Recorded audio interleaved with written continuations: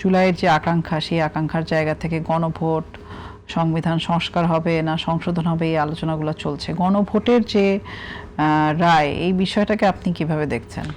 দেখেন, গণভোট আমি যদি বলি এটাও লম্বা।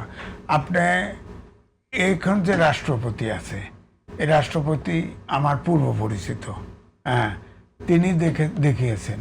আপনি 106 অনুচ্ছেদ মানলেন, আপনি এই রাষ্ট্রপতি নিয়োগ নিলেন, এই রাষ্ট্রপতি ওত নিয়ে হলো সংবিধান সমুন্নত রাখার জন্য ওত নিলেন।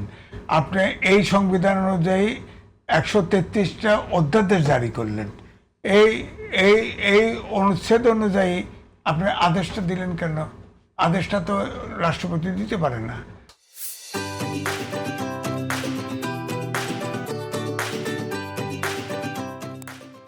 এখন আমার বক্তব্য হলো, এটা যেটা পারত সেটা মানে ঐক্যমত কমিশন, সেটা হলো যে এটাকে আদেশে না দিয়ে আপনার নোট অফ ডিসেন্ট ধরেন 30টা আপনার সংস্কার প্রস্তাবে সব দল একমত হয়েছে, আর 84টা আসলে বাকিটাতে সব নোট অফ ডিসেন্ট পড়েছে।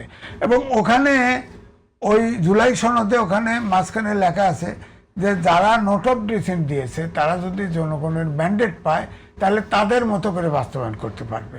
তার মানে তাকে রেয়াত দেওয়া হলো, অর্থাৎ যেখানে নোট অফ ডিসেন্ট দিছে সে বাস্তবায়ন করতে বাধ্য নয়, ব্যাপারটা এরকম করে দেওয়া হলো। আর জুলাই সনদ তো আদেশটা তো ভুয়া। আপনার 84টা সংস্কার প্রস্তাব আপনার চার দফায় দিলেন, এটা দুর্বুদ্ধ। আবার নোট অফ ডিসেন্ট সেটার ভিতরে নাই, তো সুতরাং ঝামেলা তো ওখানে দাঁড়াইছে। জি, আমরা